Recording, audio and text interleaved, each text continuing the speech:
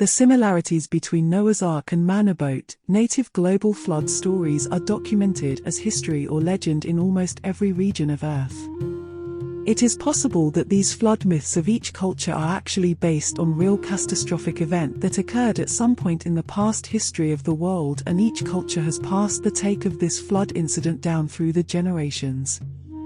Westerners might be most familiar with the story of Noah told in the Old Testament book of Genesis, but similar floods myths also exist in tales from ancient India, Sumer, Babylonia, Greece, the Mayas of America, and the Yoruba of Africa. There are numerous similarities between the Noah's Ark and the Indian King Manu's boat. According to the book of Genesis of the Old Testament, Lord was unhappy with the wickedness of mankind, so God decided to destroy all flesh on the earth by flood. However, one righteous man among all the people of time, Noah, found favor in God's eyes. With very specific instruction, God told Noah to build an ark for him and his family in the preparation for a catastrophic flood that would destroy every living thing on earth. God also commanded Noah to bring into the ark 2 of all living creatures of every kind along with him, and food for them. Noah obeyed everything God commanded him to do. After they entered the ark, rain fell on the earth for a period of 40 days and nights. The waters flooded the earth for 150. At the end of the 150 days, the waters decreased and the ark rested on the mountains of Ararat. After Noah and his family went out from the ark, they released all the animals from the ark. When they exited the ark, they built an altar and worshipped the Lord with burnt offerings from the clean animals. God was pleased with the offerings and promised never again to destroy all the living creatures as he had just done. After the flood, from Noah's 3 sons, Shem, Ham, Japheth, the whole earth was repopulated. King Manu's boat and pralaya. In various Hindu tradition, Manu is a title accorded to the progenitor of mankind, who saved mankind from great flood, after being warned of it by the Matsya avatar of Lord Vishnu. Matsya avatar is the first among the Das avatar of Lord Vishnu.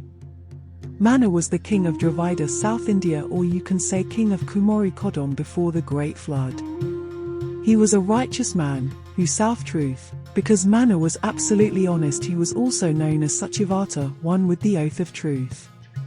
According to Hindu text, one day Manu was washing his hands in a river when a tiny fish asked him to protect him from larger fish. Manu took pity on the fish and transferred it to a small earthen pot, and nourished it with care. As time elapsed, fish kept growing bigger and bigger, until King Manu first put him in a bigger pitcher and then deposited him in a well. But the fish continued to grow, because of which it has to be subsequently transferred to river and finally ocean. It was then that Lord Matsya, avatar of Lord Vishnu, revealing himself, informed the king of an all-destructive deluge which would be coming very soon. Lord Vishnu avatar Matsya said, "O kind-hearted man, you have care in your heart, listen now. Soon the world will be submerged by a great flood and everything will perish. You must build a strong Arkansas, and take along a rope on board. You must also take with you the 7 sages who have existed since the beginning of time, the seeds of all things and pair of each animal. When you are ready, I will come to you as a fear and I will have horns on my head. Do not forget my words, without me you cannot escape from flood." Then Manu built the ark, and took the seeds of all things, the 7 sages on board and a pair of each animal. And they set to sail on the surging waters. Soon he saw the horned fish, and cast one end of rope over its horns, that the fish began to tow the ark through the tossing waves. The whole world was covered with water, and nothing was to be seen but the ark only. According to Matsya Purana, Manu boat was perched after the deluge on top of the Malaya mountains.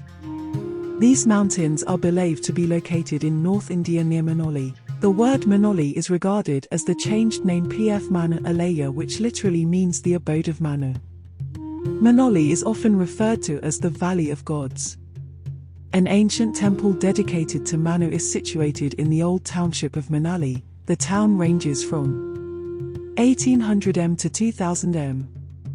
Manu stayed for a long time on the peak using the stuff kept onside the boat. They returned to the plain land after the deluge of Pralaya and started a new civilization, and it is Manu that all men have been descended and are therefore called Manadvas or Manush. He was also the first king to rule the earth. According to Vedic literature, before the flood Manu had 3 sons, the eldest of whom was Jopati. The other 2 were called Sharma and Charma. After the flood he had 50 others. Since Manu was the father of all post-flood mankind, so his descended are called Manavas or Manush. In Sanskrit, the name Manu appropriately came to mean man or mankind. It would seem that the convergence between these 2 ancient accounts is too strong to be due simply to chance. Perhaps one account is borrowed from other. It is highly probable that Noah and Manu were thus the same individual. What are your thoughts? Please let me know, and do subscribe to my channel for me to bring to you some more interesting videos.